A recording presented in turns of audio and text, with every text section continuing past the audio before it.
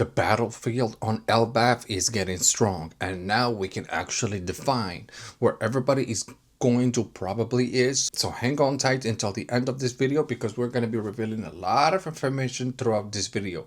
And if you're not up to the latest chapters of One Piece, spoilers alert! Don't forget your boy, like this video, subscribe to the channel, and let's go for this video. So on this battlefield, right on the branch number 8, at the center of that branch is where the big fight is going to start, basically, because that's where we have Gunko Imu that just kind of destroyed Brook and Usopp. Brook and Usopp tried their best. They literally fought their hardest. And we even saw Gunko Imu, getting real damage because on her body, basically, on her face and even on her shoulders and body, you can see that she was missing chunks of her body when she was getting attacked by Brook and even Usopp. But since she can regenerate and everything, it's like you couldn't do anything against her.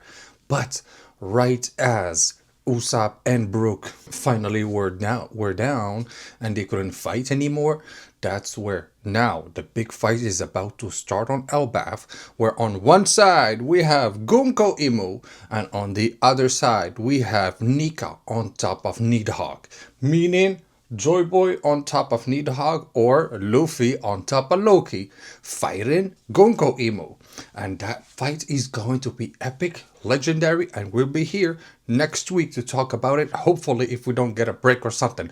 So tune in for that one too, guys. And so that's what's going on branch number 8. The epic fight of the bosses of Elbaf basically is about to start right there and right here. Then now we are moving to the outside of the Owl Library. And what's going on over there was the whole fight in between Killingham and some of the Straw Hats. By that, I'm saying Sanji, I am saying Frankie, I am saying Jinbei, and Nami on the side. Oh, and we don't forget about Robin, that's also probably in the library by now, making sure that the books are not burned or not completely. And so, from that perspective, they were fighting Killingham, and Killingham is one of the most racist characters of One Piece, where he even at the slightest even sight of a fishman, meaning Jinbei, oh, he got irked. He's like, oh no, I cannot see it. Oh, I am immune. Don't want to touch it. Oh, he's gonna be disgusting if I touch him and all of that. And he was like, also, I need to put some, like something on my head to kind of not breathe the same air as him. So you literally see what's down at the core of a celestial dragon, meaning pure hatred.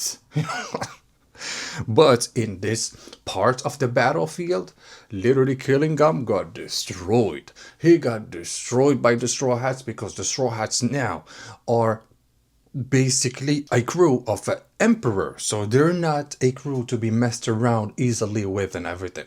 And they are actually strong and powerful. And that's why literally Killingham got blasted. With the alliance of Sanji, Frankie, and Jinbei, Killingham was done for, and he was actually cut in 3 parts. 3 parts because he's actually immortal and he cannot die basically easily. And so they discovered that one of the solutions to actually use was to separate his body, so by having his head somewhere, his torso somewhere, and the rest of his bottom somewhere else, he cannot actually regenerate just from one part of the body, like completely.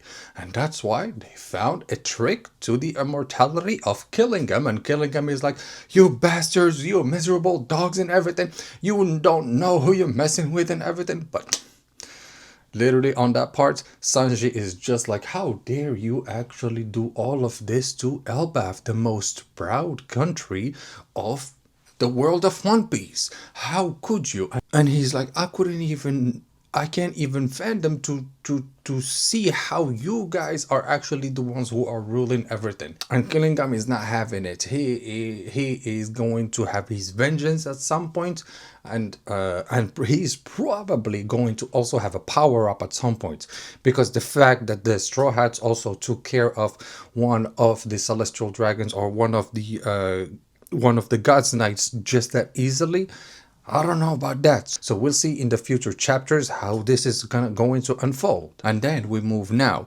to the Sun Realm near the lift where Chopper's group is. And in Chopper's group, there's Chopper, of course, and he's with Gyaban, also with Kashi. And they are facing some of the devil giants and everything. And from a miraculous fight that Chopper actually took on his hands, literally he was able to turn one of the giant devils back into normal.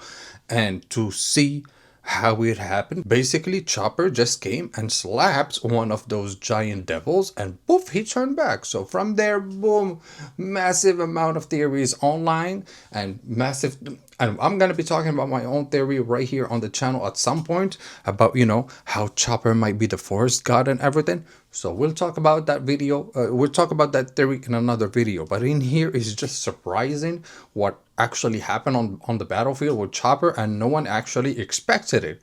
And that's why we always love One Piece, and we love the unexpectedness of One Piece. And finally, in Elbaf's West Village, that's where we have most of the giants and most of the devil giants with Zoro at the same time.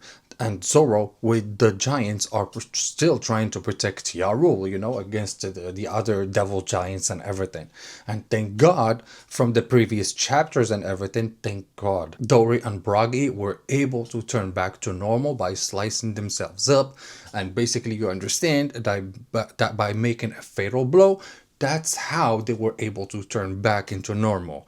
And from that perspective, they understood what the mission was, and that's where in this part of the battlefield we've got Zoro, we've got Dory and Bragi, we've got Hajrudin and another guy from their crew, and they are all going 100% on those devil giants because they understood that the assignment was to afflict a fatal blow that will not permit you to regenerate, because at that point, boom, you will turn back into normal and not regenerate from a fatal blow that will kill you. And basically that's what we saw. We saw Dory and Bragi use their Ikoku sovereignty. We saw even Hajrudin use his punches, Gungi, and all of that. And we even saw Zoro going against one of the devil giants using 100% of it.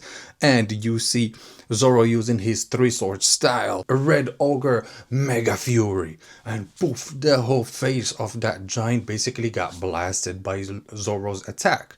And that's where, hopefully by next chapter, hopefully they will turn back to normal and they will not have wasted all of those good attacks on actually literally killing their friends, hopefully.